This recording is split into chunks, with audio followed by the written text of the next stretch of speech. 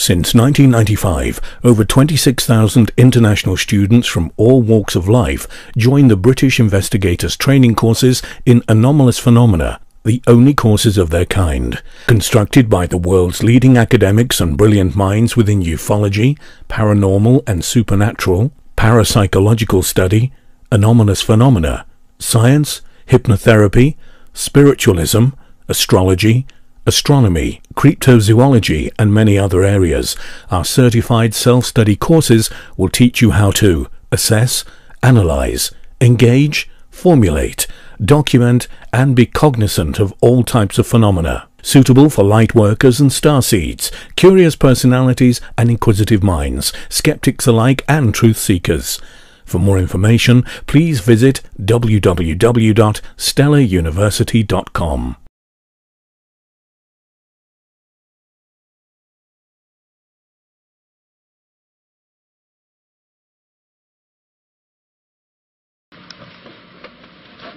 Okay, first off, you go back and if you go Google UFOs or go back and look at the newspaper clips, you'll find that since 1947, there's been a literal barrage of information. And yeah, some of them are hoaxes, some of them are deluded people, some of them are strange, you know, but hey, you can discount half of them or more and you still have a significant number of reports. It means there's something going on, okay? Now, early on, the explanation was that there's nothing up there, folks. It's all just hallucinations or some sort of group psychosis. Well, you know, even as a young reporter, I thought, oh, wait a minute.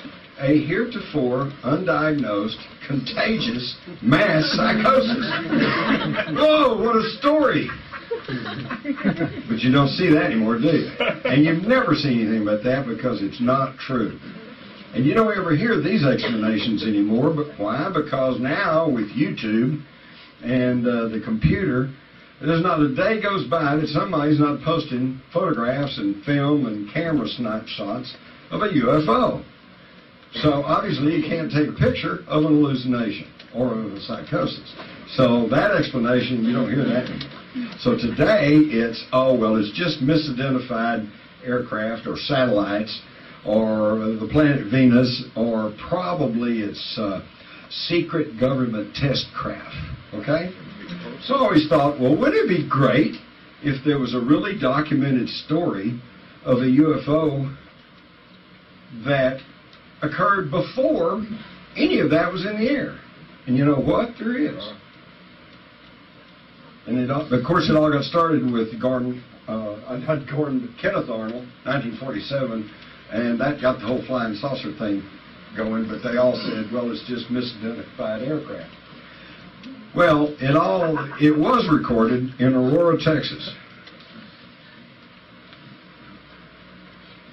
Here's the story that appeared in the Dallas Morning News, April the 19th, 1897.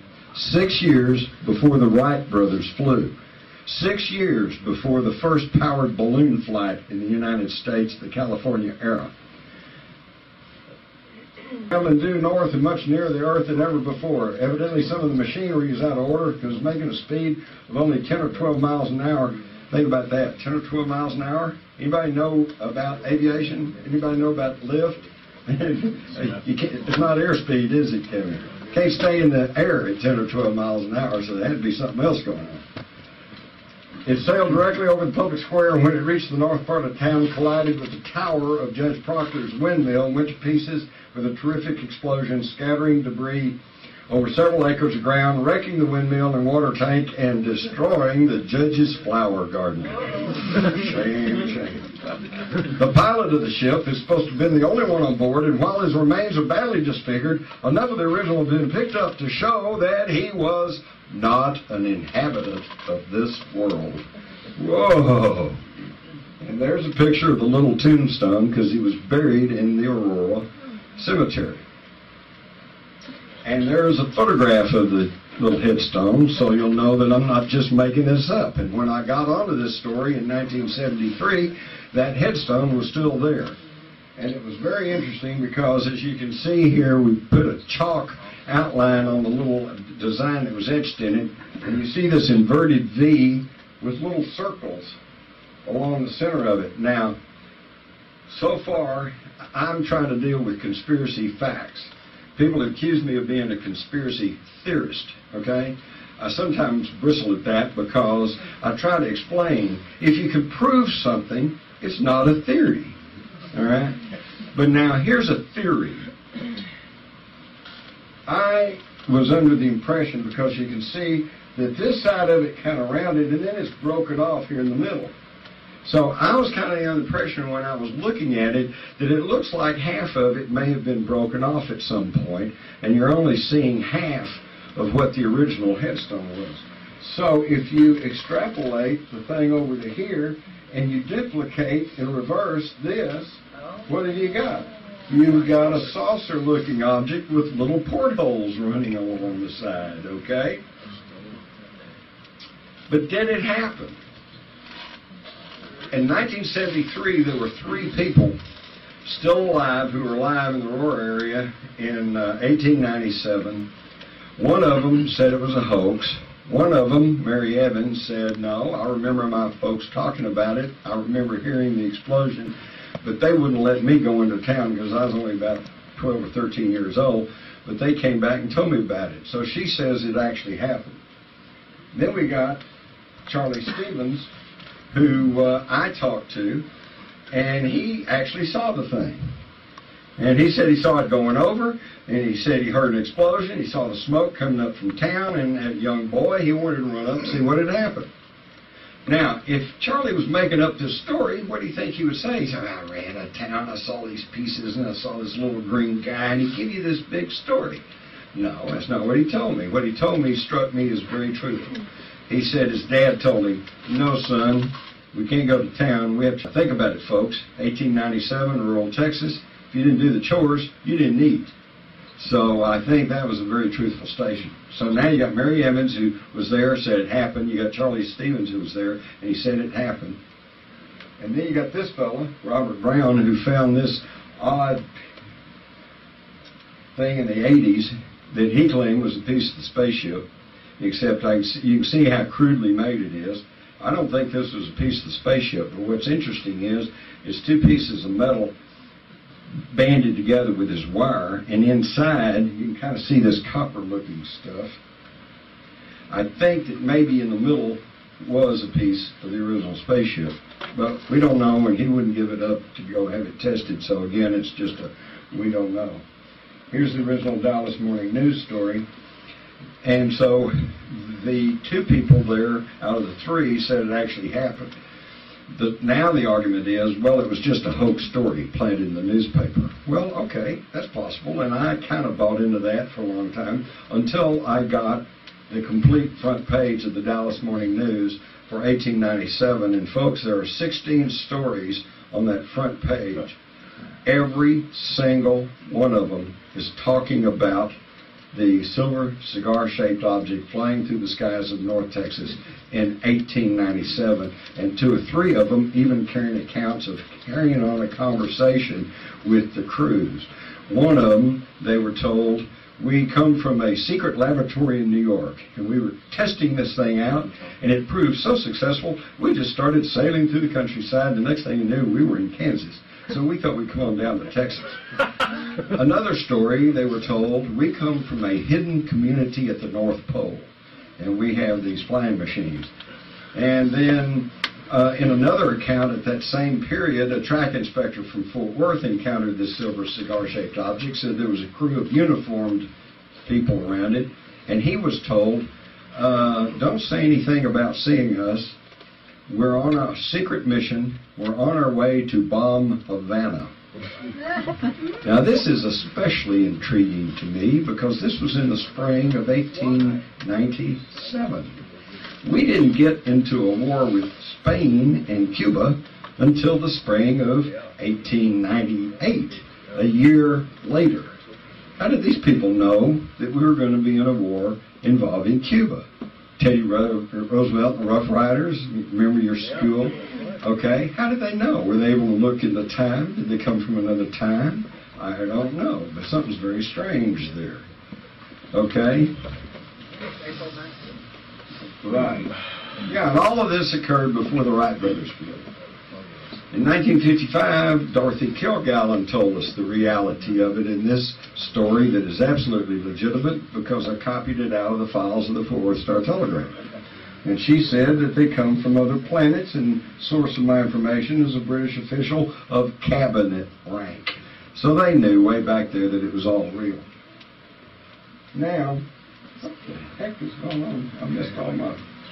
Anyway, this thing's kind of out of sequence. Before I get to the moon, let me wrap up on Aurora. So the only arguments they've had against Aurora is that, number one of the people from that time period, Robbie Hansen, said, oh, it was just a hoax. Now, unfortunately, her close friend was Etta Pegues, that was the Star Telegram correspondent in that area. And so through the years, when everybody would contact Star Telegram and say, hey, what about the Aurora spaceship, they would send them to Etta Pegues, and Etta Pegues would tell them it was all just a hoax. And you'll find lots of columns written in the Dallas News and stuff recently in the 70s and the 80s, in the 90s, and they said, oh, it was all just a hoax. And that's all basically because the stringer up there, the correspondent, Etta Pegues, told everybody it was a hoax. And she said this because Etta Pegues, her friend, told her it was a hoax. Well, I went and talked to Robbie Hansen, and her story was that she lived way outside of Aurora and never knew anything happened. Until one day somebody rode by on horseback and told her father about this crash and the little man they buried in the cemetery, and her father laughed and laughed and said, well, that old Judge Proctor, what a joker. So that's her basis for believing it was a hoax. Although by her own story, she had no direct knowledge of it. So you got two people with direct knowledge, two people with indirect knowledge. One said it was a hoax. One said my parents were there. And you had Charlie Stevens who said it actually happened. Okay, and then of course their argument is that Judge Proctor didn't have a windmill, and that it was all a hoax story, and therefore there's no grave in the cemetery. Well, all this got laid to rest last summer. Have any of y'all seen the History Channel special? Bunch of you? Good. Basically, this was aired back, I think, about Christmas time, and then they ran it again just about a week or so ago.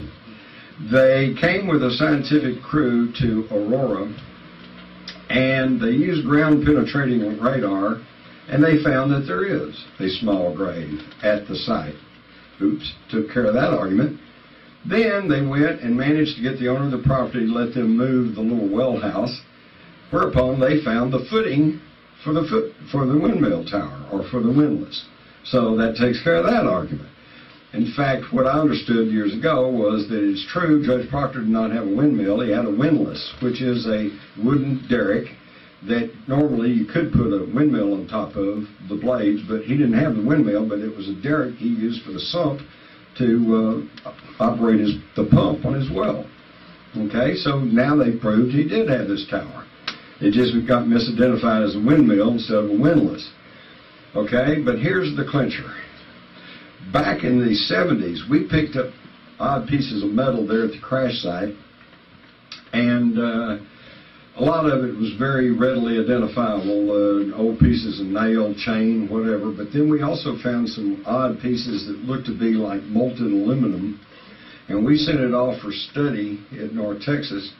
And I usually have, I don't know why, these slides are all out of whack. We may get to this. And they, the physics department said some of these pieces were a little unusual, and one was particularly unusual because it was 90% iron, but it had no magnetic properties. But that was about all we had the time and money to do, so we left it at that. Well, what they did last summer is they also found globs, little tiny globs of what appeared to be molten aluminum, buried 6 inches into the ground and into the trees surrounding and into rocks, indicating a tremendous explosion.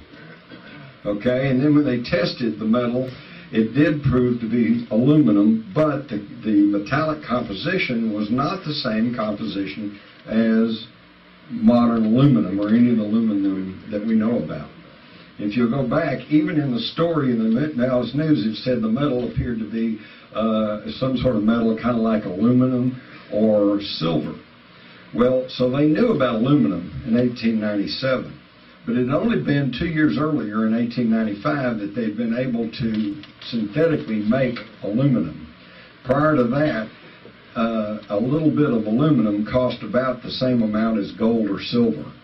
So although they knew about aluminum, it was not in widespread use in 1897, certainly not in rural Texas. So, as far as I'm concerned, it happened. We had a spaceship crash, and by the way, it's on the Texas State Historical Marker at the Aurora Cemetery. So now let's look at another UFO, unidentified flying object. This one, you've all seen it. It's called the moon. But the moon's a very strange place. We've got the Maria, which they call the seas, which appear to be molten rocks that was thrown up onto the surface and then cooled into what they call the Maria. And that's why when they went to the moon, they were expecting to find volcanic activity, and yet when they get to the moon, we find there is no volcanic activity. It's a dead world. So where did this molten rock come from? We don't know. But at the center of these circular seas, or Maria, are what they call mascons. The mascons are very heavy, dense objects of something that are somehow always at the center of these Maria. Are they some kind of ancient machine that spewed up molten rock on the surface of the moon? We don't know. We don't know what the mascons are. We don't know what the Maria is. The moon is very mysterious. Now here is some figures drawn by early man, similar to the Nazca plains, which you all are probably similar with. And on the moon, we find similar type designs. Okay, now where does that come from? Is it natural? We don't know. But we're not being told either. Always remember, NASA is short for never a straight answer. We also have what's known as the shard photograph from the Lunar Orbiter 111. And this thing juts up off the surface of the moon about a mile. Just like a little spindle or a tower. Is that a microwave tower? Who knows? We don't know, but it's very mysterious. We've got pictures. These are all NASA photographs, by the way. Look at this thing flipped across the surface of the moon. This thing throwing a shadow on the surface of the moon. What is this thing? And here's one jutting out over a crater. All kinds of odd stuff. People have been seeing weird things on the moon for centuries. All the way back into when they first developed telescopes, they were seeing lights moving around on the moon. They were seeing what appeared to be clouds of dust or some sort of particles moving around on the moon. You didn't get taught this in school, though, did you? And we can see in this crater some kind of weird object. Again, we see this long cigar-looking type object sitting in a crater on the moon. What is this? We don't know. Yes, I love this one. You see the tracks running along here to this little circular type object, and it's rolled along, leaving tracks on the moon. Now, my first thought was, oh well, it was up here on the top of this crater, and it rolled off and rolled down the side of the crater, which is possibly so. Now, unfortunately, this came out of a book, and the reproduction is not very good, but I've seen a clear photograph, and the tracks go down into the crater, so it rolled up the side of the crater and then down the side of the crater. Something's moving around on the moon. What is it? Don't ask me. I'm just giving you the information. More tracks on the moon. And here's an odd little X in the middle of a crater. We don't know what this is, but it's all very odd. The day before the Apollo 11 landed on the moon, the astronauts reported sighting some mysterious lunar lights in an area where scientists believe there are volcanoes. This is back when they were still saying there was volcanic activity on the moon, so it was okay to release this story. And he said it was in the crater Aristarchus in the northeastern part of the moon's face. And astronomers have claimed observing bright spots in the area, which they appear to be volcanoes. And Buzz Aldrin said, well, the area is definitely brighter than anything else I can see. And So this has all been dutifully reported, but then it goes dark. You don't hear any more about that. So what is with the moon anyway? When I was in school, we were taught the moon broke away from the Earth. And maybe that's what created the big hole, which is now the Pacific Ocean.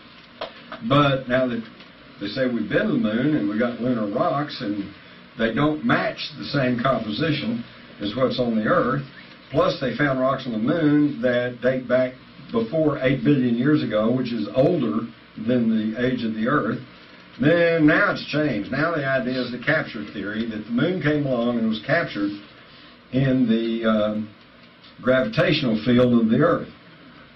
Something like that, see?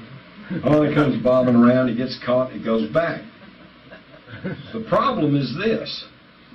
If here's the Earth and here comes the moon and it's caught and it's pulled back, then the moon should be in an elliptical orbit, kind of wobbling around the Earth.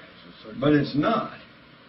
It's in a near perfect circular orbit and stationary, one side always facing the Earth. We know this, you were taught this in school, but you really never stopped to think about it. How did it get like that? Isaac Asimov, famous science fiction writer and a very noted scientist, said the moon shouldn't be where it is. How did it get there? And, by the way, the moon is at the exact distance away from the Earth so that when there is a solar eclipse, it covers the exact circumference of the sun. You can see the corona of the sun all around it, but you can't see the sun because it's at the exact distance from the Earth where it blocks out just the exact circumference of the sun. Whoa, oh, that's pretty precise. How does that happen naturally? The answer is, it cannot. So that means somebody parked the moon. But here we get to the conundrum of extraterrestrials. Because we all know there's no such thing as extraterrestrials. But we also know that the moon is in a very unusual orbit, and somebody must have parked it there. It's been there since our recorded history, so we know we didn't do it.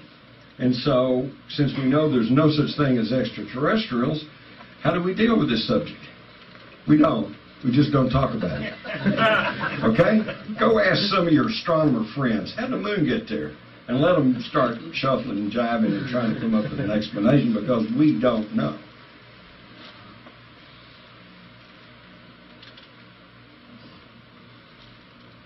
So apparently somebody came in and parked the moon exactly where it is. And the moon's orbit is nearly perfect circular to the Earth with only a slight wobble, which just coincidentally matches the slight wobble of the orbit of the Earth. And it's also at the equator. There also appears to be pyramids on the moon.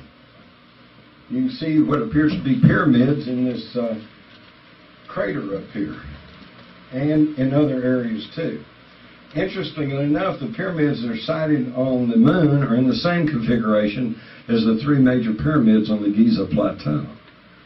And if that's not odd enough, we look at Teotihuacan outside Mexico City, and if you'll simply shift that thing around, they're in the same configuration as the pyramids on the Giza Plateau. Now, how does that get to be? Something's going on here, folks. And now, of course, we see the pyramids on Mars. Okay? And the famous face on Mars. Now, just for you all tonight, I've got a special treat for you. I'm going to show you a close-up of the face on Mars.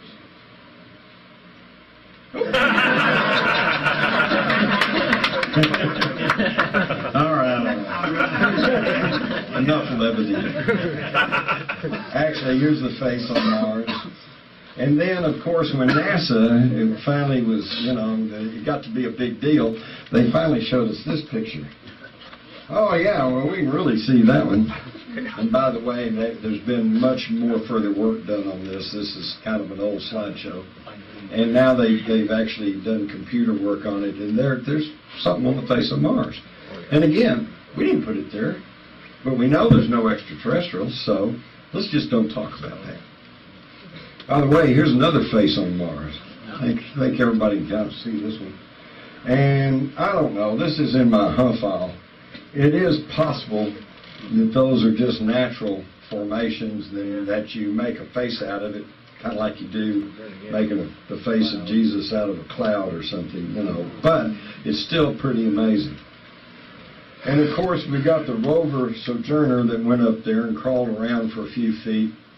And they said, see, no life on Mars. Well, excuse me, think about this. What if we lived on Mars and we sent a little rover and it landed in Antarctica and it roamed around for about 20 or 30 feet? Hey, no life on the Earth. By the way, it's all changing. It's all changing. We now know there's water on the moon. We now know there's winds on the moon. We know there's water on Mars. They just were finally announcing that last week. Okay, so everything you think you know about Moon and Mars, you don't know, because they haven't told you, and it's changing constantly.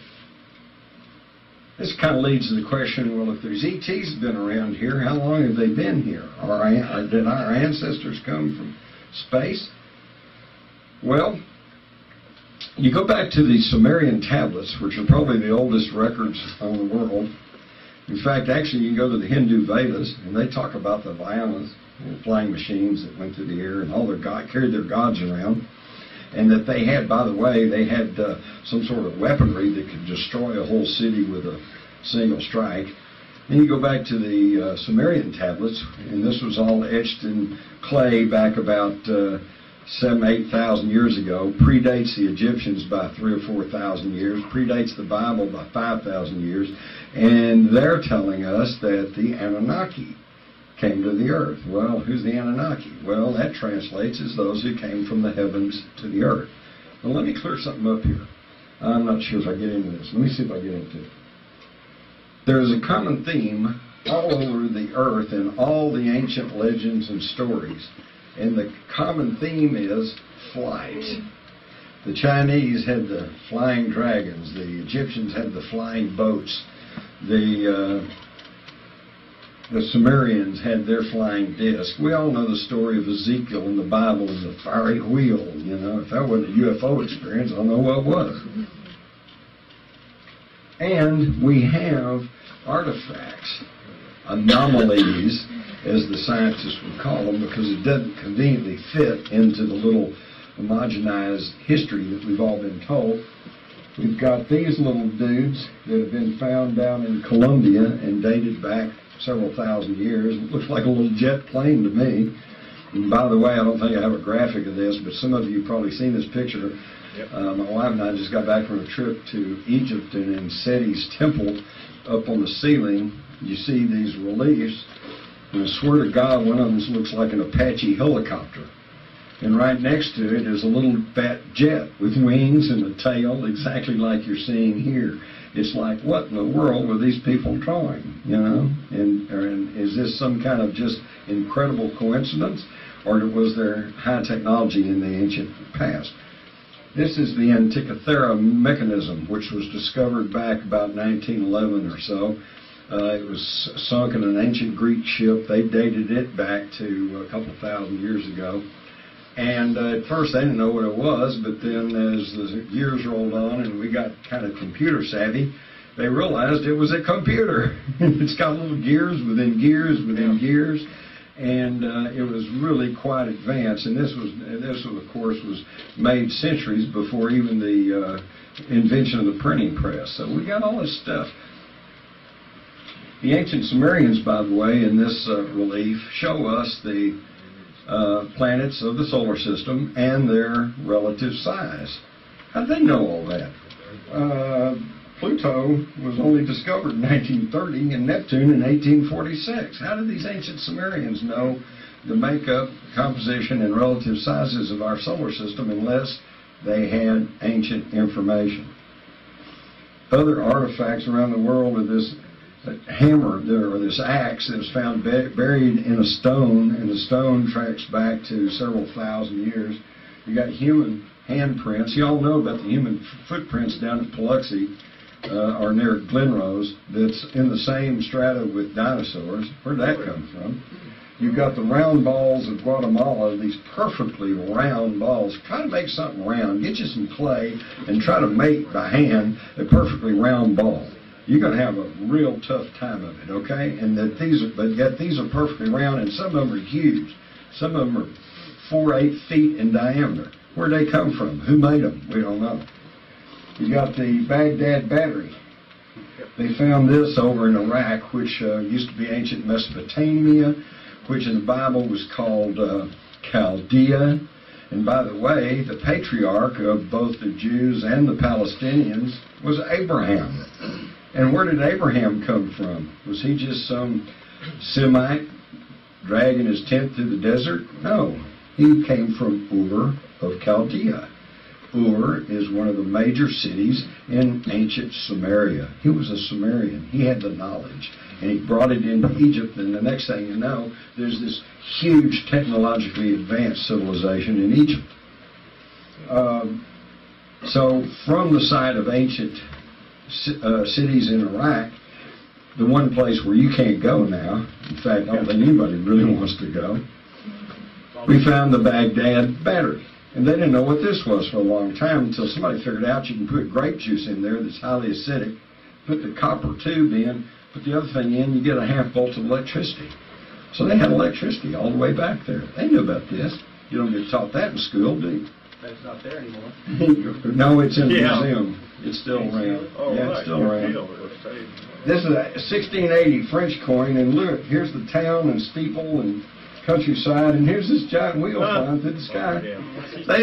They tried to tell us this for years. Everybody knew about this. They just didn't know what it was. We're the first generations who grew up with the true knowledge of space flight, cloning, genetic manipulation. We could understand all this stuff where they couldn't, but we don't get told about this. In fact, I strongly suspect that a major reason for our precipitous and unprovoked attack on Iraq was to loot the Iraqi National Museum. Because I have the stories in my files from 1999, 2000, 2001, that French and German archaeological teams were making amazing new discoveries in the ancient Sumerian cities of Uruk and Ur. And of course, where would that all be taken? To the Iraqi National Museum. And would they immediately put it on display? No. It'd be taken and stored in the basement until they could catalog it and study it, clean it all up, and prepare it for exhibition. We do know that Saddam Hussein believed himself the reincarnated Nebuchadnezzar, and that he was rebuilding Babylon. So he obviously had a great interest in all this. I find it also interesting that the two nations who most opposed our invasion of Iraq were France and Germany, who had the archaeological teams in there. And when we launched our invasion, contrary to standard military tactics, which is to go and seize your objective, hold your objective, consolidate the countryside and your winnings, and then move on to the next objective, we simply made a beeline for Baghdad. And this is why we failed to pacify the countryside, and we're still having problems. And what happened in Baghdad? The looting of the Iraqi National Museum, even though the Pentagon, at the request of world museum directors, had pledged that we would safeguard the Iraqi National Museum because it was, after all, in the very center of the creation of the human race. Between the Tigris-Euphrates River, this is where people estimate the Garden of Eden was. This is where it all started. Western civilization started between the Tigris and Euphrates rivers. And they pledged they would safeguard it. And yet, when the mobs, probably hired stooges, began to break into the museum, the U.S. military was called, a tank with some soldiers showed up, and then were ordered to withdraw. And the crowds had their way. Well, the crowds were probably a smokescreen, and there was a very systematic looting of the Iraqi National Museum. And according to Colonel Matthew Bogdanos, who investigated the museum break-in for General Tommy Franks, in an article in Archaeological Magazine, he said the basement was an inside job. They had keys to the vaults. They bypassed expensive-looking fakes. Guards were suspiciously missing that day. And then said of all the stuff that the hired mob took out of the upper floors of the museum, a greater part of that has now been returned. I mean, that makes sense. You know, Abdul got something, went out, and what's he going to do with it? He's going to take it to the local flea market and try to get some money for it, and it will find its way back to the museum. So they've recovered most of this. But Bogdanov said the basement said they haven't recovered hardly anything they took out of the basement. And what would have been in the basement? The newly found stuff. A Stargate, okay? Who knows what? But they've got to have that ancient technology. And where did it come from? It didn't come from us. Oh, here is the skull of an auroch, an extinct ox, that has, for what all practical purposes, appears to be a bullet hole in it. And this ox has been dated back several thousand years, long before there were any firearms. So who knows? Are we talking about aliens? Are we talking about extraterrestrial beings? Are we talking about interdimensional beings? Or are we talking about time travelers? I don't know. All I'm trying to tell you is there's a reality here that we're not being told about. Now, between 1897 and the Aurora spaceship crash, which, by the way, while I was doing a documentary on that, a fellow showed up with his young son, and we were filming at the Wise County Courthouse. And he said, "Hey, what are you guys doing?" And I said, "Well, we're making a documentary about the spaceship crash in Aurora back in 1897. He says, "Oh, I know all about that. My grandfather was there." So I immediately had him sign a release and set him down and interview with him. And one of the interesting things that came out of this interview, because his grandfather had similar to what I'd already heard. There was an explosion, people heard it, they ran into town, there was all this metal lying around, they all picked it up, and et cetera, et cetera. But his grandfather added one little added note. He said that within hours, representatives of every law enforcement agency in Texas were showing up. I said, "Well, what did he say they did?" He said, "Well, about half of them went around saying, 'Okay, folks, go back to your home, it's all over here, nothing to see.' And the other half were loading up the metal and putting it in wagons and hauling it off." In other words, perhaps the earliest crash retrieval. But between 1897 and the crash retrieval at Roswell in 1947, we had the Los Angeles air raid, which I'm sure most of you have never heard about. February the 25th, 1942. Now, this is only 2 months or so after Pearl Harbor. And the West Coast was jittery, with good reason. The Hawaiian Islands had been attacked, the Sixth Fleet had been sunk, and there were reports and rumors flying that the Japanese were about to invade the West Coast at any minute. And that wasn't all just hearsay. About a month before this, in January 1942, a Japanese submarine had surfaced off the coast of California and shelled an oil refinery. So their war jitters were not entirely unjustified. On the night of February the 25th, they used one of our new secret weapons, radar. And they had just installed it there in Los Angeles. And the new radar picked up a flight of objects coming at very high speed eastward across the Pacific on a trajectory towards Los Angeles. So at about 11 o'clock at night, the air raid sirens went off. And from 11 till like 2 in the morning, there was a constant booming as the anti-aircraft guns expended thousands of rounds of ammunition. Searchlights were playing in the sky. People died. There were at least 6 casualties, several from heart attacks, some from car crashes, some from being hit by ordnance falling back to earth. A lot of damage to homes with, you fire 1,000 rounds of anti-aircraft fire into the air, and there's pieces of junk's going to fall back down and cause some damage. Those of you who want to celebrate firing a gun in the air, remember that. Okay. The Army said this was a real alarm. But the next day, higher authorities, Harold Stimson, the Secretary of War, said, no, nothing happened, it's just war jitters. So it quickly dropped from the media, and it dropped from everybody's memory because World War II was on. Jimmy Doolittle's raid took place shortly after this.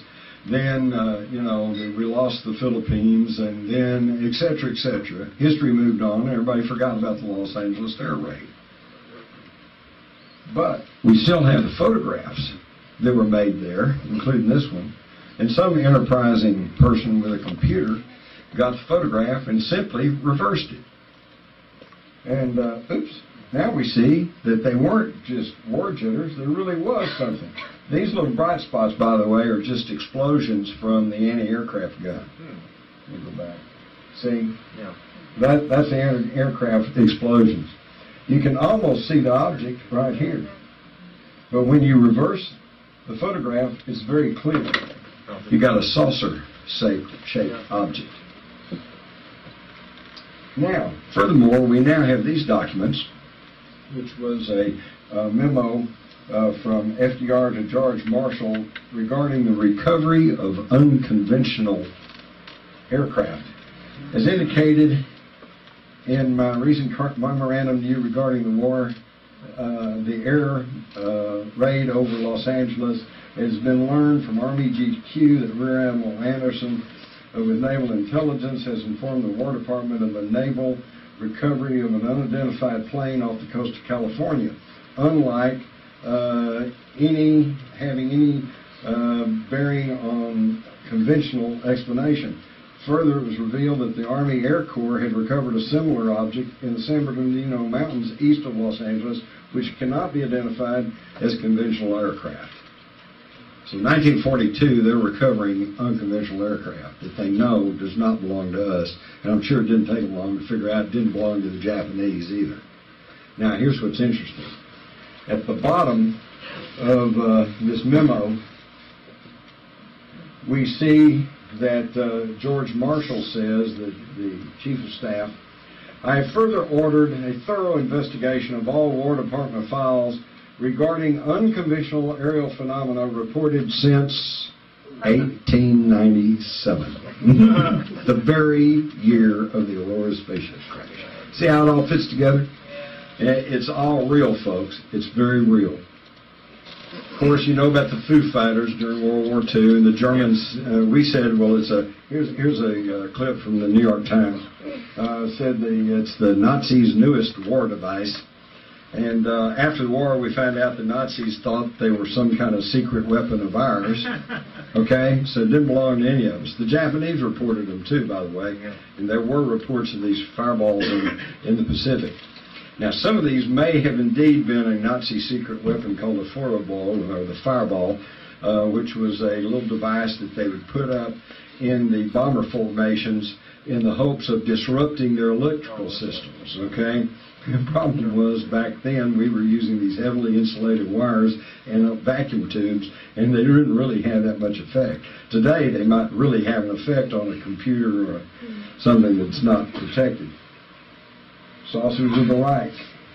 We know, and it's historic fact, that they had flying saucers on the drawing board. We've already covered some of this in the rise of the Fourth Reich, so I'll skip on through it. We also talked about Action Adlerflug, or the Operation Eagle Flight, and how that the Nazis survived the war.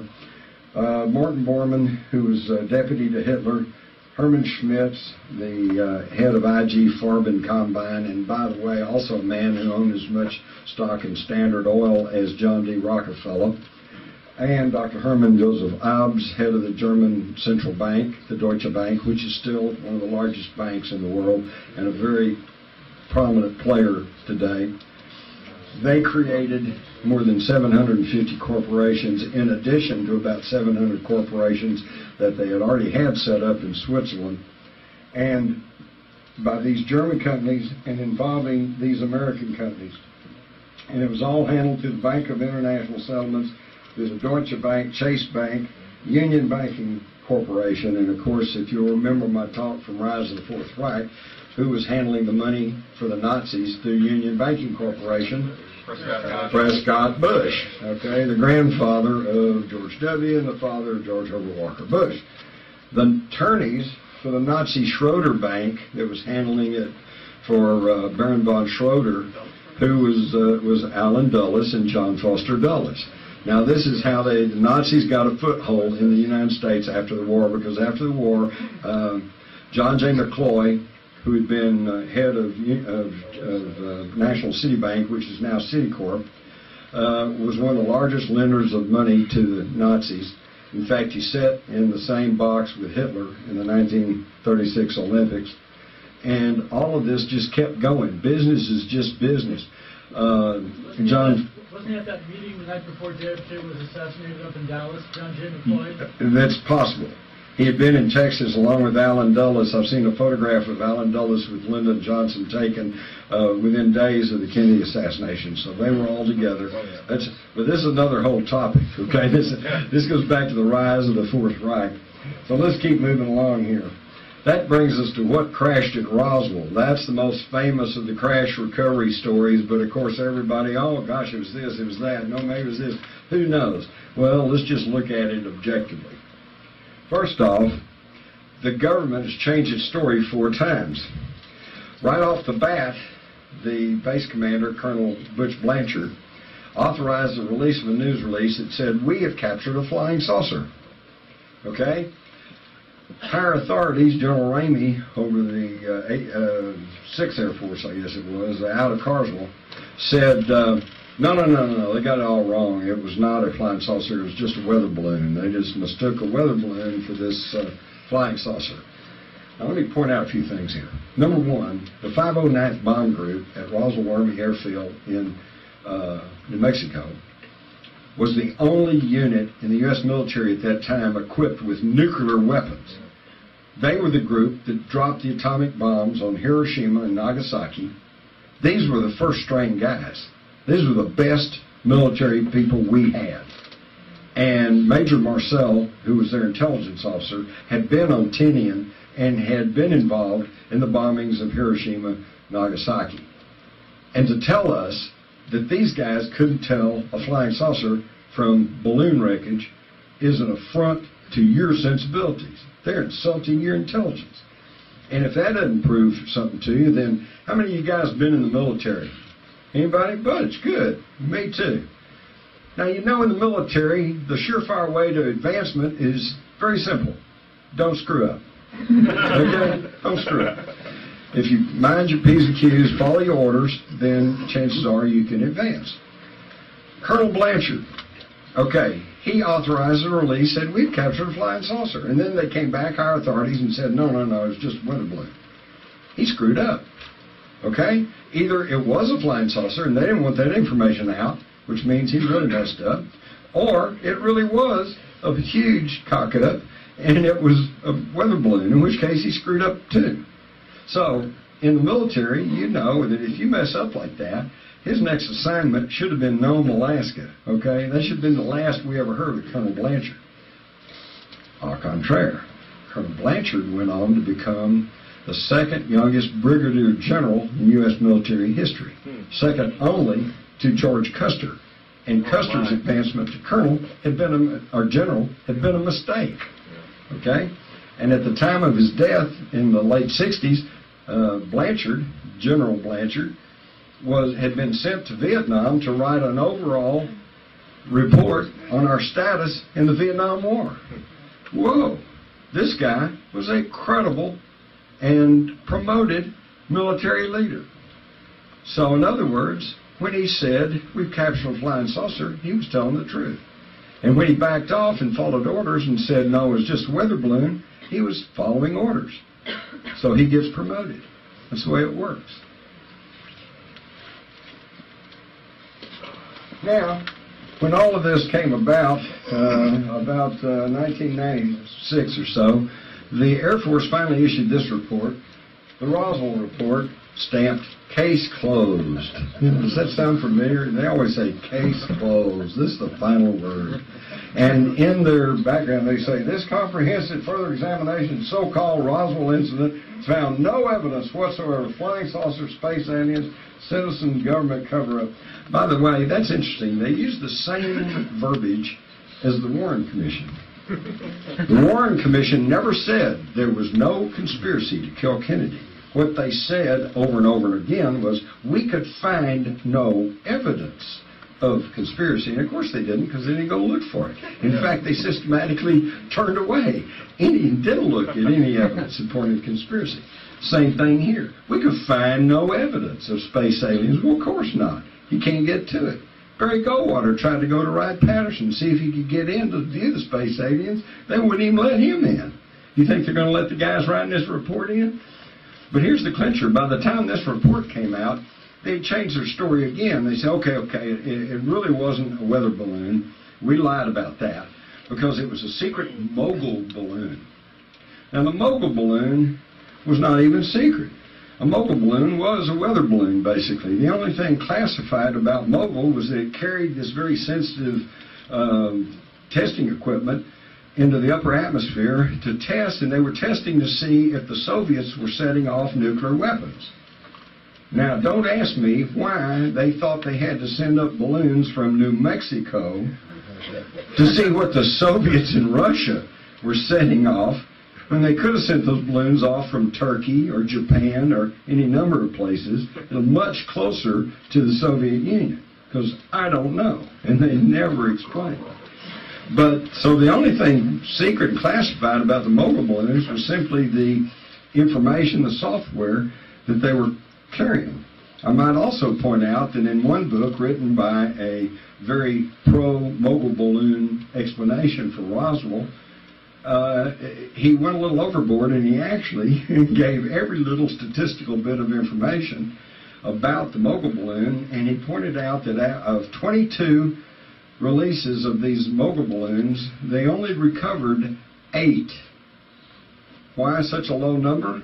Because, as he pointed out himself, they didn't bother to go look for any more. Well, how classified is that? You don't even bother to go look for them. But then that didn't really satisfy anybody, so by 1997 they had added something else, and that was crash dummies. What they saw was crash dummies.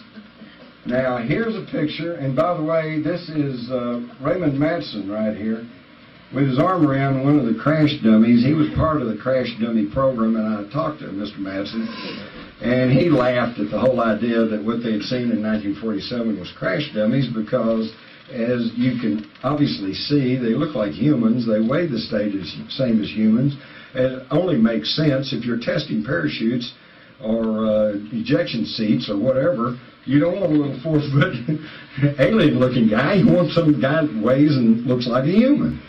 Plus, he said that you wouldn't have any trouble identifying them. He said because one of the problems they had was that when they parachute these crash dummies out, the wind currents would catch them and scatter them all over the countryside. So they said on front and back they had a big stencil that says, "Property of U.S. Air Force, $25 reward if you'll bring you back in," you know. None of that was found on whatever it was they found at Roswell. But here's the clincher.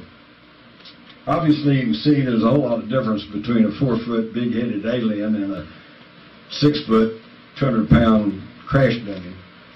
But in this same Roswell report, where they're trying to tell us it's just crash dummies, they thoughtfully gave us a listing of the high-altitude balloon dummy drops. The very first one took place on June the 23rd, 1954. Now that leads me to recall when they had a press conference in summer of 1997, and Colonel Johnson got up and explained that what they had seen was crash dummies, and then he began to and commenced to show some old news footage of the crash dummies and some of the planes that were carrying them. And after he got through with his presentation and went to questions from the media, one of the more astute reporters said, "Colonel Johnson," said, "you're telling us this is what they saw in 1947, said, but you're showing us data and photographs that are obviously from the 1950s and 60s.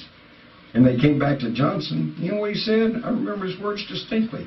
He said, "Well, I really don't know what they saw in 1947. And I thought, well, then why are you having this news conference? Yeah. And why are we listening to you? But this is what's going on, folks. And, of course, here's General Ramey right here with his weather officer holding some weather balloon debris. And I talked to Bon Johnson, who was a photographer for the Star-Telegram at that time. And he is convinced, because he was there, they started to let them in. They suddenly pushed them all out of the room, held them around for a while, then let them back in. And here was Ramey, and here was the weather guy with this junk. And it didn't look like the same stuff they'd seen the first time. And he is still, to this day, convinced that they swapped the wreckage for this balloon debris. Okay? But another thing is that when they allowed these pictures to be made of them holding the balloon wreckage, you notice in Ramey's hand is a telegram. Now, this is a picture that was published in a book, and it's, third, fourth generation and out of the book and pretty hazy, but they've gotten hold of the original print of this, and thanks to computer digitization, they were able to blow up this telegram to the point to where they can read some of the words on it. And it says bodies, crash site, retrieval, okay? Something very totally different than the story that it was just a crashed weather balloon. Of course, in 1947, General Ramey would have never, in his wildest dreams, thought that in the future that high school kids would have computers and could analyze this photograph enough to be able to read the message on the telegram. Amazing. So now, though, here's a partial list of people who have now spoken out and said, I was there, I saw the debris, I picked up the bodies, I carried the bodies to Roswell Army Air Force, I put them in boxes, I guarded the boxes, I loaded the boxes on aircraft, I flew the aircraft to Wright-Patterson Air Force Base, yada, yada, yada. So, and also, we now have documents that have now given us a pretty good view of what actually happened, including July the 3rd, radar stations in that's West Texas, White Sands Proving Ground, tracked two identified aircraft until both dropped off radar. The two crash sites have been located close to White Sands Proving Ground. Site landing zone 1 was located at a ranch near Corona, approximately 75 miles northwest of the town of Roswell. Site landing zone 2 was located approximately 20 miles southeast of the town of Socorro at latitude 33, 40, 31, longitude blah, blah, blah. So in other words, there were two crash sites. Now this accounts for some of the confusion. People have argued, oh, it was at Corona, and others have argued, no, it was at Roswell. What apparently happened was this is all part of the same crash. The thing hit the ground, bam, and lost a lot of debris. This was the debris field. But then the major portion of it, or at least the flight compartment, the command deck, ricocheted and went way on over and ended up in a gully near Socorro. And this is reportedly where the bodies were found. So that's caused confusion, the fact that they've argued over, was it this crash site or that crash site, and actually it's all part of the same crash. Interestingly enough, and this document is dated 1947, on arrival at Landing Zone 2, that would be the command module, personnel assessed the finds as not belonging in aircraft, rocket, weapons, or balloon tests that are normally conducted from surrounding bases. First reports indicated the first crash investigators from Roswell that Landing Zone 1 was the remains of an Army Air Force top-secret mogul balloon. So originally they thought it was a mogul balloon. But when scientists from Los Alamos Scientific Laboratory arrived to inspect Landing Zone 2, it became apparent to all concerned that what had crashed in the desert was something out of this world. And they say, well, where's the pieces? Well, there are even pieces now that have been studied that they claim come from Roswell, and they contain bismuth, zinc, and I've held some of this in my own hand. It's obviously manufactured. This is not natural formations. They're layered, okay?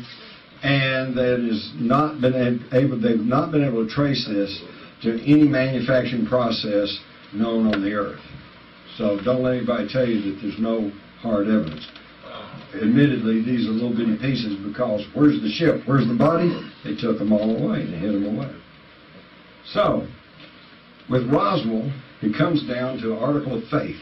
Do you want to believe the U.S. Air Force report with little or no documentation that says nothing happened? A few various debunkers with no first-hand information, or the news media, which is no real knowledge of the issue? Or do you want to believe the initial press release, more than 400, it's now 600 witnesses on the public record, thousands of leaked government documents, radar contacts, unknown bits of metal, and the fact that they went around making death threats to U.S. citizens in the wake of this Roswell incident.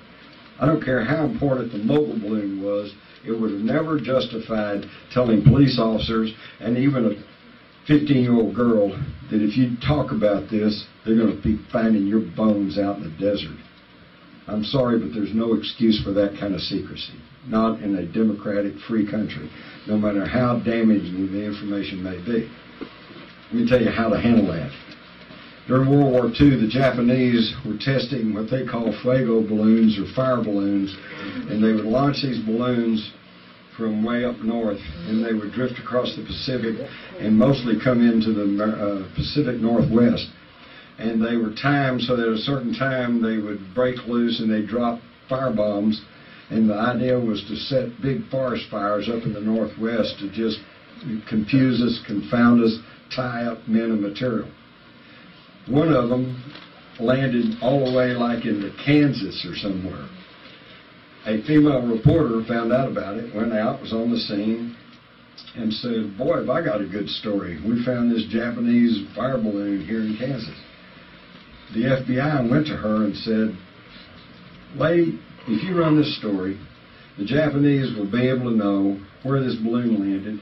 They'll be able to calculate how effective the balloon was and what the wind currents are and everything else, and you're going to be giving aid and comfort to our enemy in a time of war." And she said, "Okay." And she did not publish the story until after the war. Now, that's the way you handle a secret. You don't make death threats against the civilian population. So, what do you want to believe? Did it happen or it didn't happen? It's up to you.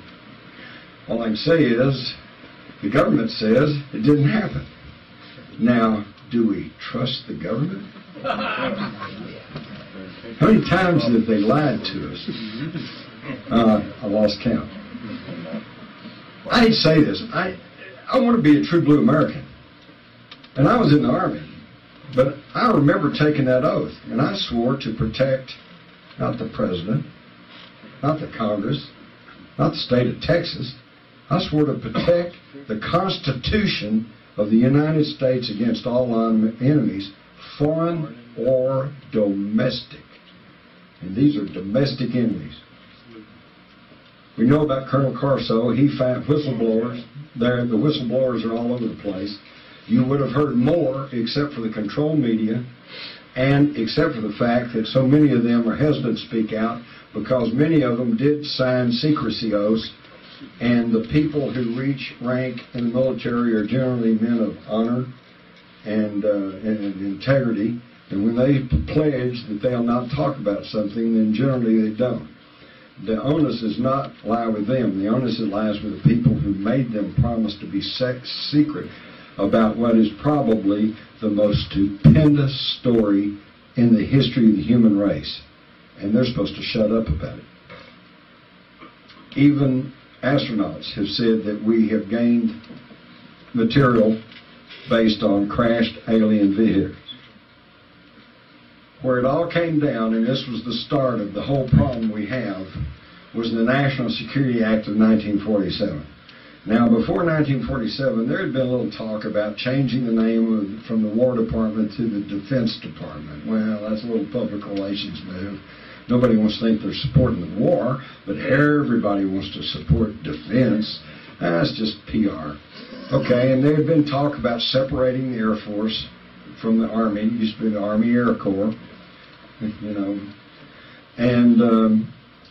And there had been talk about coordinating the intelligence services through a central intelligence agency to prevent duplication of effort with the naval intelligence, Army intelligence, Air Force intelligence.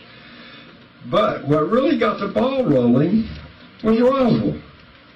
Immediately after the crash at Roswell, which was early July 1947, immediately they began to quickly put together the National Security Act of 1947 to rush into law. And in September of 1947, Harry Truman, who was president, was trying to get home to visit his mother, who was dying, and they held him at National Airport for hours until they could rush out this National Security Act to get his signature on it so that, bam, they could make it into law. Why the rush? And what did it do? It separated the Air Force from the Army, created the Air Force branch, we know that. It renamed the War Department to the Defense Department. It created the CIA, which has been the bane of our existence ever since. But what a lot of people miss is probably the most important facet of the National Security Act of 1947. It created the National Security Council. And if you'll think about it, everything from Vietnam to the invasion of Panama to the invasion of that island down in the Caribbean, whose name escapes me at the moment, Grenada, to everything else going on is all the National Security Council. And what did I just tell you? Barack Obama's National Security Advisor said there's a command chain that still exists in the National Security Council. The Iran-Contra scandal. Colonel North, who's admitted he lied to Congress and hence lied to the American public. But he said, but I had full approval of the president. Problem is, he didn't say which president. Everybody thought he meant President Reagan. But it turns out that all the documents signed on the Iran-Contra scandal were all signed by Vice President Bush. So Bush has been giving us trouble all along. But it's all done under the National Security Council, because anything that smacks of national security obviously would come under the purview of the National Security Council. This, my friends, is when they bypassed the Constitution, the Congress, the news media, and the American public. This is when the shadow government came into being. This is exactly what happened. And of course, one of the items they had to keep secret was UFOs. And this is still being held within the Technology Committee, or whatever they want to call it, of the National Security Council. And who's in charge of that? I've already told you. Henry Kissinger, for God's sakes. Okay? And this is where the secret has been held all this time. A secret that you, all your neighbors, everyone on earth should know about. What's the secret? We are not alone. Okay? For better, for worse. Who knows? We could argue all night over whether are they good or they bad or whatever. We'll get some of that. They immediately created Majestic 12. Here are the original members. Okay? One of them,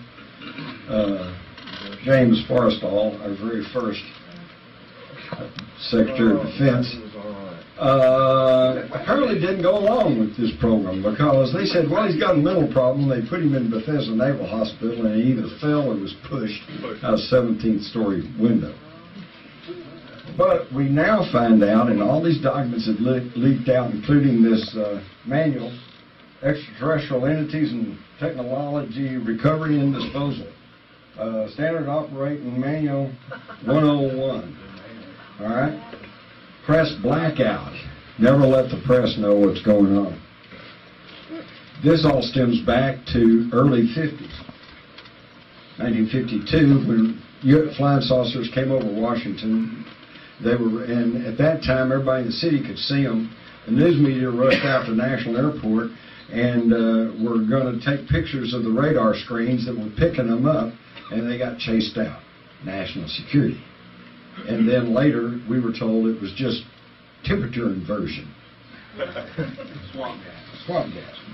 Now, one of the reasons for this secrecy was because they commissioned the Brookings Institution to do a study to try to figure out what happens if a less advanced culture comes into contact with a more technological advanced culture. So the Brookings Institution went back. All they had to work with was history. So they went back and said, well, they said Earth's civilization may topple if faced by a race of superior beings. Okay? In other words, man, stock market could crash. We might, and here's the clincher. What was left unsaid, because the true rulers of this country, and I'm not talking about the president or the congressman, or I'm talking about the people who run the banks, people who own the banks, the people who own the Federal Reserve System. I'm talking about the people who really run this country. They owe their wealth and their power to their monopolies over energy, medicine, telecommunications, transportation. Okay? They don't really, drugs, of course. They don't really care if you know that there's extraterrestrials out there. Obviously, I mean, Star Trek, Star Wars, The X-Files. By the way, a new movie out right now, Race to Witch Mountain, go see it. Pretty good. It's really interesting. The DODs, the bad guys, the aliens are the good guys. And it shows, it kind of makes fun of the UFO crowd, and yet, if you think about it at the end of the program, it's, well, those guys were right. So, we're in a reverse conditioning process now. But anyway, yeah, they don't care if you know about aliens. But if you know beyond any shadow of a doubt that extraterrestrials exist, then you know beyond any shadow of a doubt that there is alternative technology. And you're not going to sit still for $4 a gallon gasoline prices and for this crappy drugs that they're pushing off on everybody, and et cetera, et cetera. That's the reason for the secrecy. But they used the Brookings Institution report for a good number of years to say we can't release this to the public or they'll panic, you know. And you know what? Actually, I'll try to give the devil his due. There is some reason for that. In 1947 or by 1950, this was only 10 years or so more since the famous War of the Worlds broadcast by Orson Welles, 1938. And number one, I don't think it's really proper to judge that against a calm and reasoned release of information. In other words, Orson Welles, some of you are probably very familiar with it, some of you are not. In 1938, Orson Welles took H.G. Wells' book, The War of the Worlds, and dramatized it on the Mercury Theater of the Air on radio, which was a national radio broadcast, and they did it like it was a live report, okay? And at the very beginning of the program, they said, hey, happy Halloween, here's a program to scare you, and this is all just made up, and, you know, have a happy Halloween. But then they started on the program, and you'd hear dance music, and they said, we interrupt this program to bring you a news flash from New Jersey. These cylinders have landed, and something seems to be coming out. A few minutes later, you go back to music, they said, we break in again, those cylinders, something's coming out of the cylinders, and then they're blowing up whole cities, and people are dying. Oh, my God, the humanity, you know. Well, no wonder people panic. You know, they turned in a little bit late. They didn't get the word that this wasn't real. And they didn't have other channels to go to like we do now. Those of you who are my age or so might recall at the time of the Kennedy assassination, you turn on every radio station, every TV station. What did you get? The Kennedy assassination. They preempted everything. 9/11 wasn't even that way. 9/11, all the news channels and all the broadcast channels were all talking about 9/11, but you could still turn to cable and satellite, you could watch a movie and you could act like it wasn't happening. So, but back then in radio, that's all they had. So yes, there was a lot of people who panicked and stampeded. And this was not lost on these people. So between the Brookings Institution report and the recent memory, there might have been some reason at that point to at least play down the idea of extraterrestrial visitation. But the time has long passed. We've all grown up with Star Wars, Star Treks. You ask any young person today, what about ETs? And they go, yeah, so what? You know, they're used to it. But all the way back there in 1952, they instituted a policy of control and denial with an added factor of ridicule. You didn't see anything, and if you keep saying you did, then you probably need psychological counseling. And this has been extremely effective in keeping this whole topic off the table. This is why in 1997, when I published Alien Agenda, which was nothing but a report on what was available to the public about UFOs and extraterrestrials, I'm boycotted, I'm shunned. This is why Kevin didn't even want to be associated with anybody that talked about UFOs. Nobody in the media today wants to touch it. But thankfully, it is now changing. And again, let me reemphasize, if you dismiss the topic of UFOs and extraterrestrials you'll never figure out what's really going on in the world because you're throwing out a very big and important piece of the puzzle. Did Kennedy know about all this? The tabloids reported that he was shot to keep from revealing to the people that the reality of UFOs. Now, when I first heard this back in the 70s, I snickered and I said, no way. But yet, there may be a modicum of truth to this. Because we found from the Counterintelligence Corps report of 1947, way back at the back, it states that it has become known to counterintelligence that some of the recovery operation was shared with Representative John F. Kennedy, Massachusetts Democrat, elected to Congress in 46, son of Joseph P. Kennedy, who was on the Commission of Organization of the Executive Branch of the government. Kennedy had limited duty as naval officer assigned to naval intelligence during the war, and is believed that the information was obtained from a source in Congress who was close to the Secretary of the Air Force. How many of you knew that John F. Kennedy had been with naval intelligence? Not very many. But he was. And I won't go into that whole story. That's inconvenient. You love that. But that's true. So this is a true remark, and this is true information. So this tells us that John F. Kennedy in 1947 was one of the few people who knew that Roswell was real. So that brings us to 1961, June, where he is ordering, he wrote a brief summary of your, at your earliest convenience, a review of MJ-12 intelligence operations. He wants to know about MJ-12. He wants to know about the most secret thing we had going, because MJ-12 was in charge of UFOs. Whose signature was that at the bottom? That's John F. Kennedy's. That's his signature. Now, Glenn Pace and Rufus Bond in 1963 were photographers working at what is now Area 51. I think they were calling it Groom Lake at the time. Now, they didn't have access to any alien technology or any UFO secrets, but they did share a lunchroom with some of the Nazi scientists who were still there working and who probably did have access to some of our most secret UFO information. And they tell the story that in the early fall of, or actually this was probably in the spring or early summer of 1963, because it had to be before the Marilyn Monroe memo, they said these German scientists and these other scientists that had been working at the very top secret levels at Area 51 were laughing and snickering because they said the president was going to come for a visit. And the idea was, we'll give him the usual dog and pony show and tell him there's nothing here and buy him a lunch and he'll go away. Then they said that after the presidential visit, in this lunchroom, everybody was scowling and cursing and saying, he's going to cut our budget. And obviously the visit was not a pleasant experience. So apparently what happened was, Kennedy shows up, they give him the usual runaround, nothing here, Mr. President, but based on that document from 1947, he knew better. So he says, you're lying to me, I'm going to cut your budget, and I'm going to regain control over this whole thing.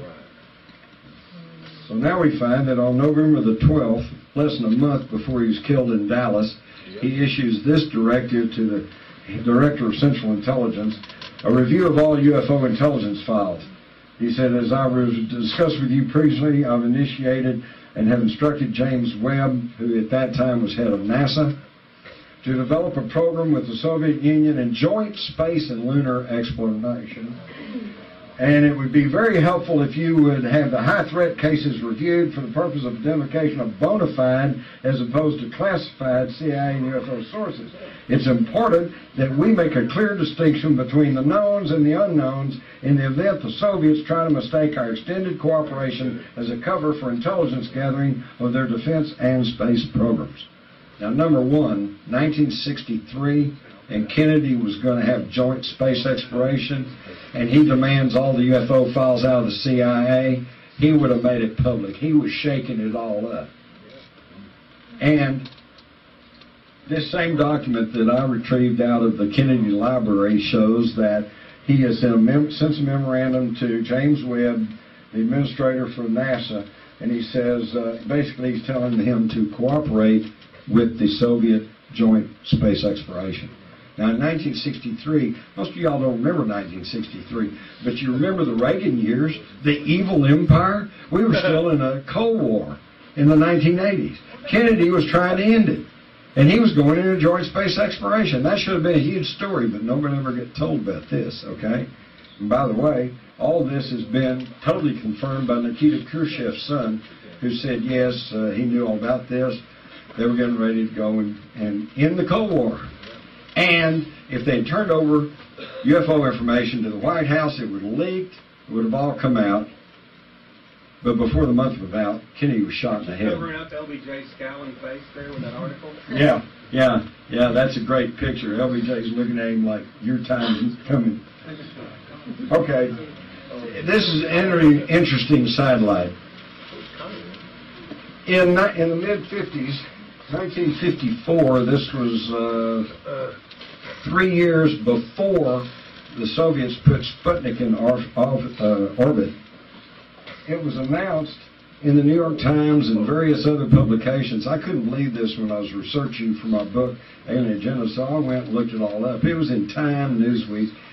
They said they had just discovered 2 giant satellites orbiting the Earth at the equator. One of them was 600 miles out, one of them was 800 miles out, and they were traveling about 18,000 miles an hour. And they got the famous astronomer Clyde Tombaugh, to set up a satellite watch system. They wanted, and they was while they were publicizing this, they wanted everybody in the world to set up their telescopes and help them spot these 2 satellites that were revolving around the Earth. And then some scientists were theorizing that they could use them as a stepping stone to the moon. In other words, they launch a rocket, they land on the first satellite, launch a rocket, land on the second one, and then use that one to go on out into space and go to the moon, okay?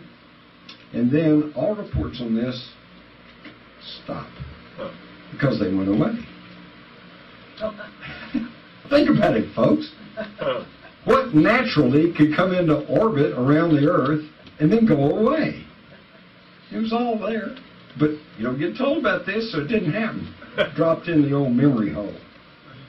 Then we have, on December the 9th, 1949, a Japanese astronomer looked through his telescope at what appeared to be a giant explosion took place on Mars. The blast was followed by a luminescent cloud estimated at 40 miles high.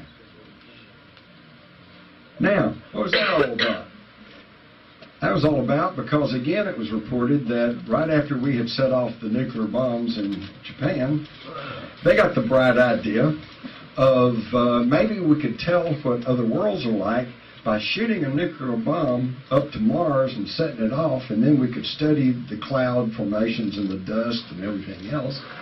And there's no hard evidence to show that this happened, but you've got this astronomer who saw this giant explosion in 1949, and could this be one reason that the ETs came around? You know, what would you do if your neighbors started shooting, RPG rockets into your front yard? You go over to find out what was up, right? What are you doing?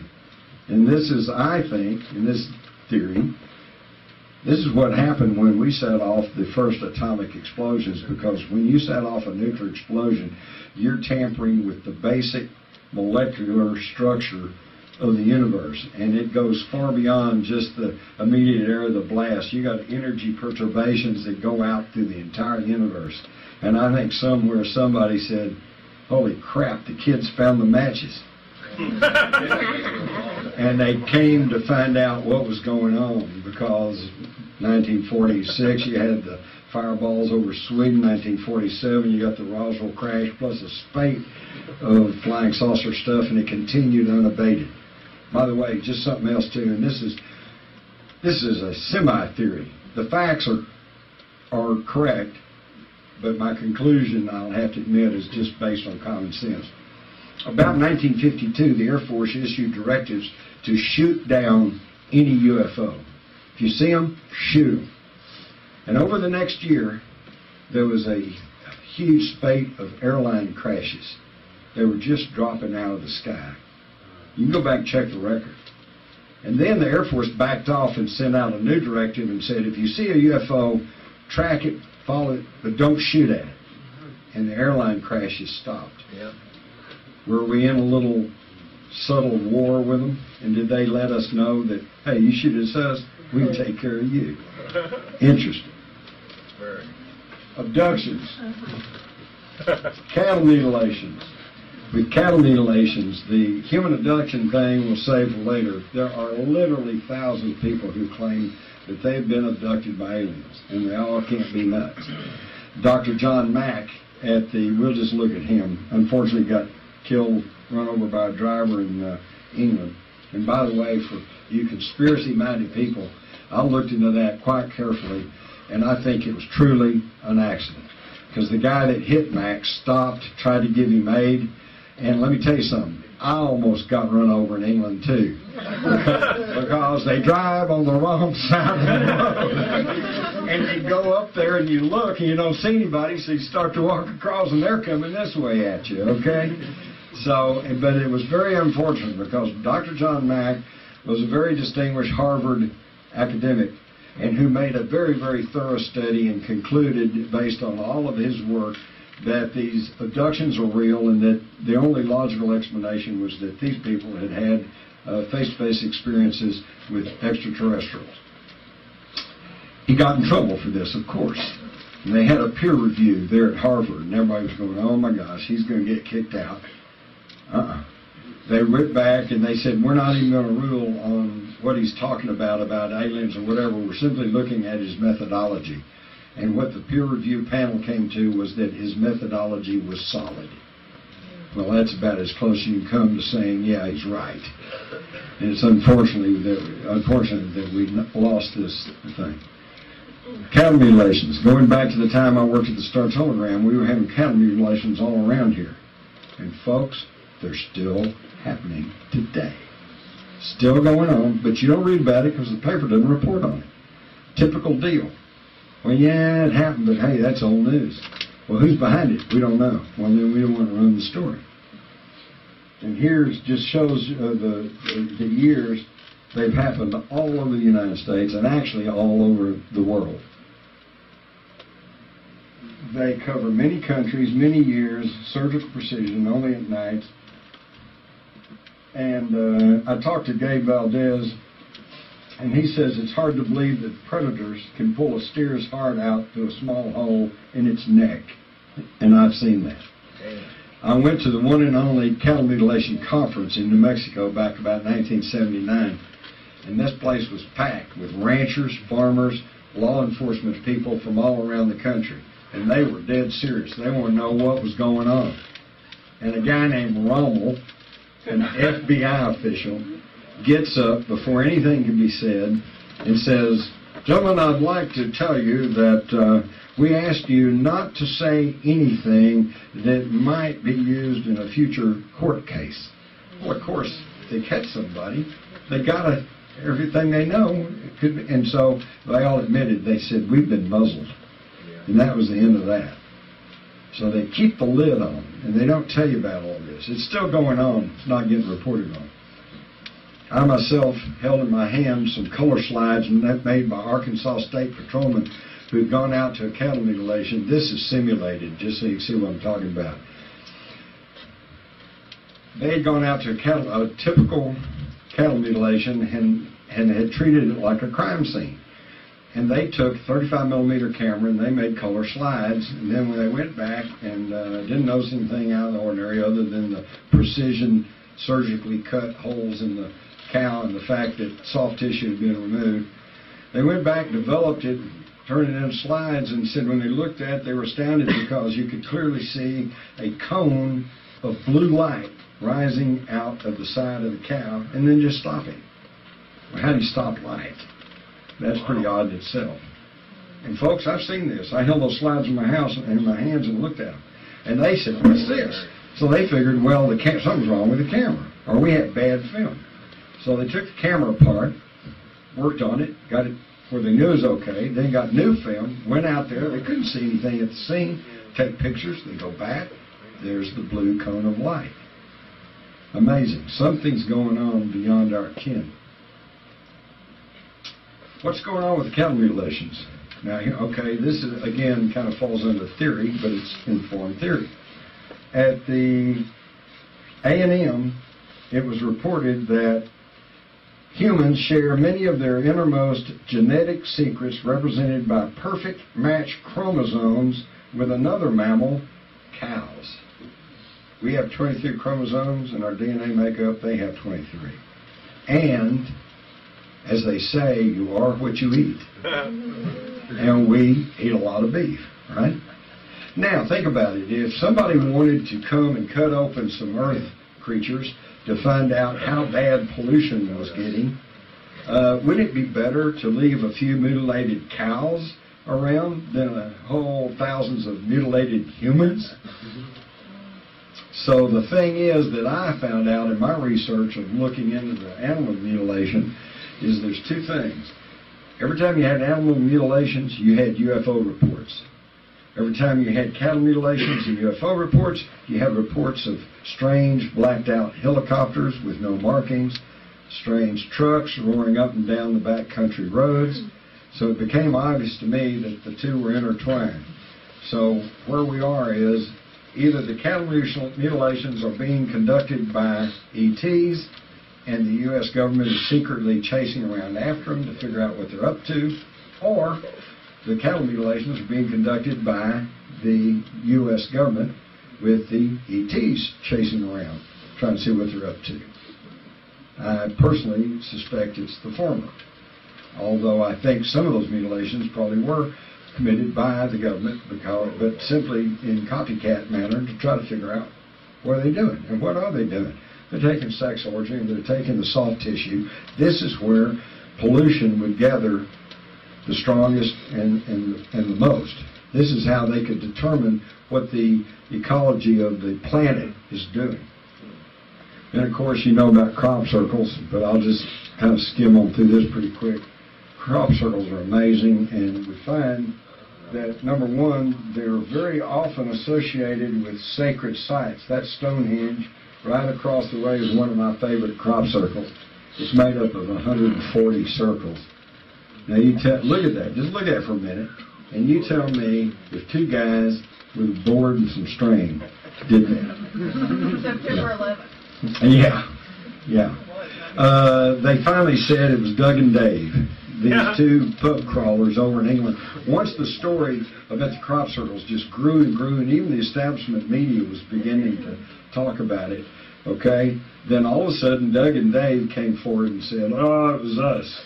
We go down to the pub, we get a little loaded, we go out with a string, we'd tromp it all around, you know, and the media bought it.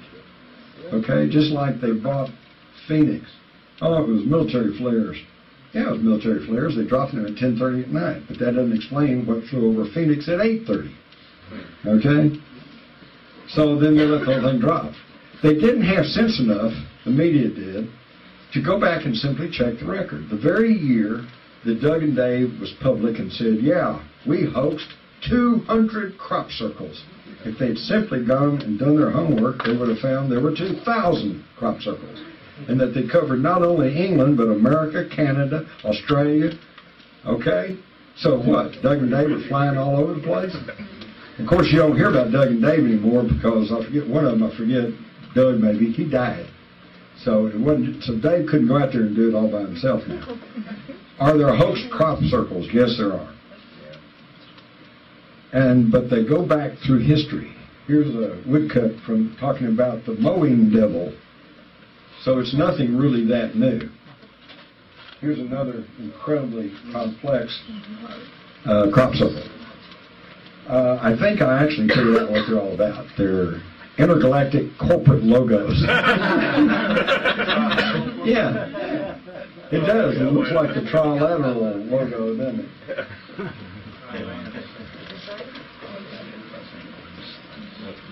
But it's easy enough to tell a legitimate crop circle from a hoax crop circle. Are there hoax crop circles? Yeah, there are. In fact, now there's groups of people over in England who get their jollies going out and trying to hoax as complicated a crop circle as they can do. But it's really simple to tell a real one from a fake one. In the fake ones, they do exactly what you'd expect. They go out with a board and a string, and they go in a circle, and they tromp down the crop, whether it's corn or whether it's grape or rapeseed, whatever. And as you would expect, the crop is mashed, the stems are broken, the leaves are stripped off, so it's easy to tell that. In a real crop circle, the plants lay down, but they don't die. They keep growing, but they will never stand up again. And they go in a swirl, and sometimes they're braided. And they're in layers, and one layer will grow clockwise, the layer on top of them will be counterclockwise. What can do that? We don't know, but certainly not anything human. And you can tell because here are normal wheat nodes, and the ones, and I've got some of these in my possession, the nodes on the crop circles are blown out, kind of like popcorn, as though they have been exposed to intense microwave energy. Same thing that happens to that popcorn in your microwave. And here we see the crop that has been bent over, but it's still living, but it just can't stand up again. This has all been thoroughly documented by Dr. Livingood. We also find that they found a Euclidean theory expressed in the crop circles that is not known to humans. Nobody had ever done that before.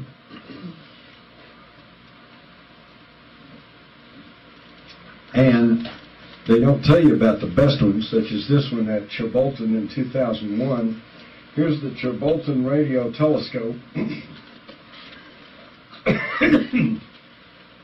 In 1974, we sent this into space, which is a binary code that tells us that here's some binary numbers. That's telling the atomic elements. This tells us, gives us in binary code the makeup of human DNA. This gives a little body of a human, and this tells our solar system with the Earth offset. So it shows we come from the third planet from our sun. Okay, and in 2001, we get this sent back in the field across from the Chilbolton radio telescope. No, that's see the wheel tracks. Those are crop, but it's not real high. And they show us that they come from the third, fourth, fifth, and I guess sixth planets of their system. And look at their little figure. Big head, little bitty body, and the DNA is slightly different. So did we get an answer back? Well, if we did, we're not being told about it. And wow, here, did they show us who's sending it? This is a hoax one. Yeah. Okay? Everybody got excited when they saw this one, then ran out, and of course it's all trampled down. It's obviously a hoax one. But that one's not. And this one came along with a face. Isn't that interesting? But in 2002, we got this one with a face and a formation that is in code, binary numbers, and it is translated as, "Beware the bearers of false gifts and their broken promises. Much pain, but still time. Believe there is good out there. We oppose deception. Conduit closing." And that's the last one we've gotten like that. So I guess the conduit closed. Now the question is, who are they talking about? The bearers of false gifts and their broken promises. Could it be the ETs that have made deals with our military-industrial complex? Could it be the ETs that were in touch with the Nazis and gave them superior technology? We don't know. One of the reasons we don't know is because there's been these conditioning programs. Now, let me explain what I'm talking about.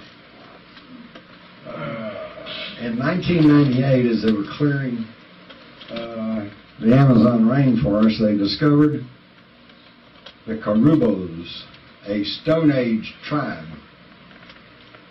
In the past, we were rushed in there, said, "Here, put some clothes on, and by the way, here's a Bible," you know, and the tax man will be right along.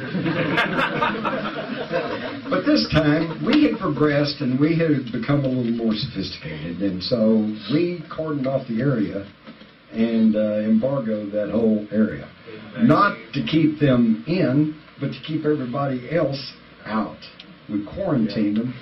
And then we sent in a team of anthropologists who over time allowed themselves to be seen. They'd be up on a mountain and they'd wave to them, and then they'd get a little closer, be down to the middle of the mountain and they'd wave at them. And then finally they'd across the clearing from them and they'd wave at them. And they got them used, they conditioned them to the fact that they were there and that they were friends. And finally they made contact. And then, and only then, the only thing they did was give them some metal knives to improve their lot in life, but not enough that would totally disrupt and destroy their culture, because we wanted to study them to find out how Stone Age people lived. Folks, I submit to you the same thing is happening to us. They are letting themselves be seen. They are letting themselves be known. And we are in a conditioning process so that and it's working, because in the 50s, national polls showed that virtually no one believed there was any life outside of the earth. Okay? Today, the polls show quite the opposite. Today, 85% or higher said, yeah, there's probably life out there. So that's been a very effective conditioning process over about the past 50, 60 years. Now the danger's coming in. Because now the danger is, now that we're all becoming aware that, yeah, there could be life out there, and that's okay. Now the danger is that our military-industrial complex, who is capable of pulling off events like 9/11 using non-public technology so that everyone understands that it was an inside job and nobody we're all arguing over exactly what caused it all. What caused all the destruction of that concrete? What could bring these modern buildings down into their own footprint? You know, what could destroy those 47 steel girders in the middle of those buildings? We argue fire, thermite, everything, space beam weapons, who knows. And all of it sounds ridiculous, and we're all fighting among ourselves and nothing's getting decided, okay? And they can use this same technology to simulate a threat from space. And this is not my theory, okay? This goes back to the early 70s when Carol Rosen, who went on to become the first woman executive of Fairchild Industries, was working with Dr. Werner von Braun, that highly decorated Nazi who came over here and became the father of our space program.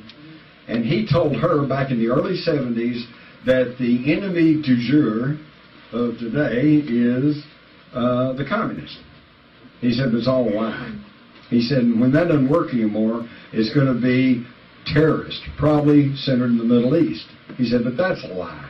He said when that no longer works, and it's getting a little thin right now, isn't it? We're all kind of going, wait a minute, why are we losing all our liberties?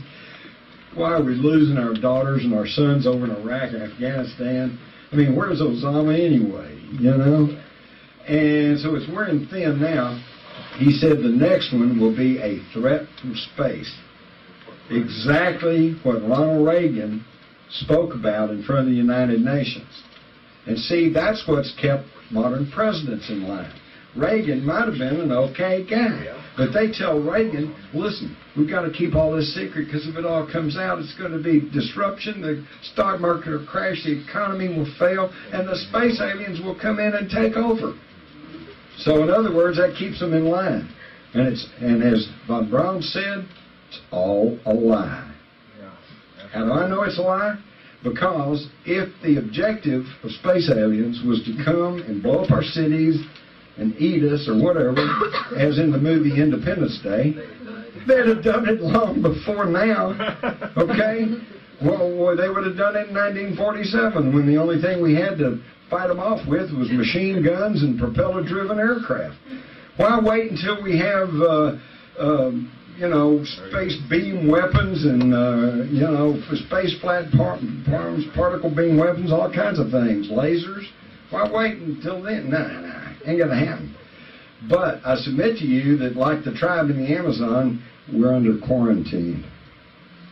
They let us go a little bit out. They let us get to the moon, but we hadn't gone back, and we hadn't gone anywhere else. If we had the technology to get to the moon in 1969, don't you think we could have gone to Mars by now? But we haven't. And believe me, it's not about the money.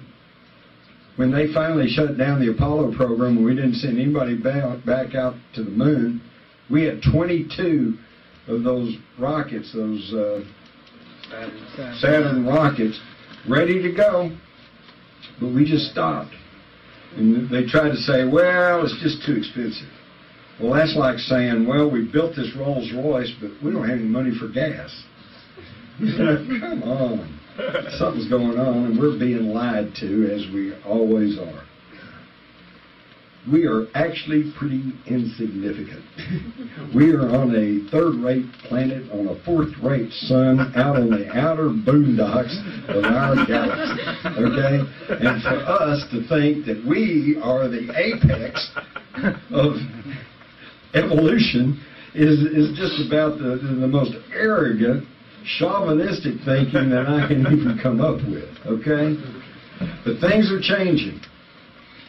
In December of 2012, our sun comes into direct alignment with the center of our galaxy. And already they are picking up radio signals coming out of the center of the galaxy on a regular basis. And even the normally conventional and far from radical National Geographic raised the question, could they be coming from intelligent sources? So things are happening out there, and if you want to keep up with what's happening, you've got to use your mind like a parachute, okay? It works better when it's open. So keep open to all of this. If you never entertain any thoughts about UFOs or about ETs and want to get straight facts, read my book, Alien Agenda. It's simply a journalistic account of everything we know from ancient astronauts, everything I've talked about, plus so much more, plus remote viewing. It's all in there. Remote viewing, yeah. And is it them or us when we see all this stuff flying in the skies? And now, those of you who've attended my other talks, we know that somebody's trying to rule us, right? Somebody's trying to rule and control the whole human population through secrecy and deceit. Now, we go back, we've already looked at the ancient records, we've already looked at the Sumerian tablets. They tell us that in prehistory, these ETs had colonized on the earth. And they even say, and there are people like Sitchin who try to say that they created us as a worker race. Let me clarify this. Even they themselves had the same ethical arguments that we're having today. It's not right to act like God and create something. And the counter-argument was, we're not creating anything, we're just improving the breed. Whoa, wait a minute, isn't that what we do with cows and horses, sheep, dogs, cats? We breed them to improve the breed. And that's what they did. So don't get off in this thing saying that people are claiming that aliens created us. Nobody's trying to say that aliens created humans out of nothing. What they're saying is that they took Neanderthal, they tweaked with his DNA, and they produced Cro-Magnon, modern man. And this is why, by the way, that they have never, and will never find the missing link. Because there is no missing link. They simply did, and of course, up until recently, nobody understood about cloning or genetic manipulation or whatever, but they did. They even explained how they did it. In the Sumerian tablets, it said they took the egg of a earth primitive female, shall we call her Lucy, and they impregnated it with the sperm of an Anunnaki male, and then implanted the fertilized egg in the womb of a Anunnaki female. She carried it to term, and then through cesarean section delivered a hybrid that they call the Adama, the Adam. Adam? Wait a minute. The Earth the first Earth man.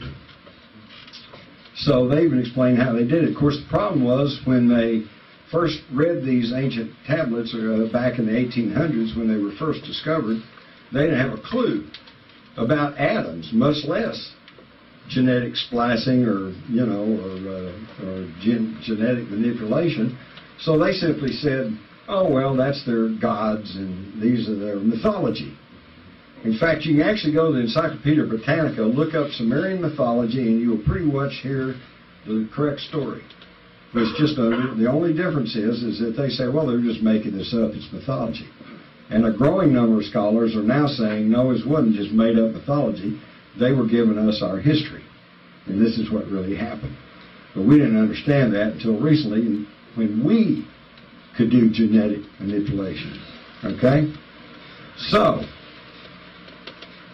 assuming these ETs were on the Earth way back then and they did all this, what happened to them? Did they all leave? Or did at least some of them stay behind? Well, how do we answer that? Real simple. We look at the historical record. If the historical record is, as we have been taught in school, one slow evolutionary climb of mankind, hunter-gatherers, into agricultural communities, and I heard a great one the other day. The reason that men built towns and developed agriculture was so they could make beer. And then they gathered in towns so they could be close to the brewery. Makes sense to me. Oh, hell yeah. But then on up through city-states and nations and empires, okay? But hey, that's not what the historical record shows, does it? The record speaks for itself all the way back. You've got the air raid of 1942, you've got crop circles, you've got the flying shields of the Romans, you've got the flying dragons, you've got all these anomalies that we've already talked about. So, that means that some of them, at least, are still here. So, what does that mean? Well, there's three possibilities. Number one, we know through the historical record that some of them are still here. We also know that there's a ruling clique that's trying to gain control over us. So, the ruling elite are trying to contact these ancient creators. Or two, they've already contacted the ancient creators and are being guided or controlled by them. Or three, they are the ancient creators. Oops, I'm starting to sound like David Icke. Hey, all right. And that's it. Thank you.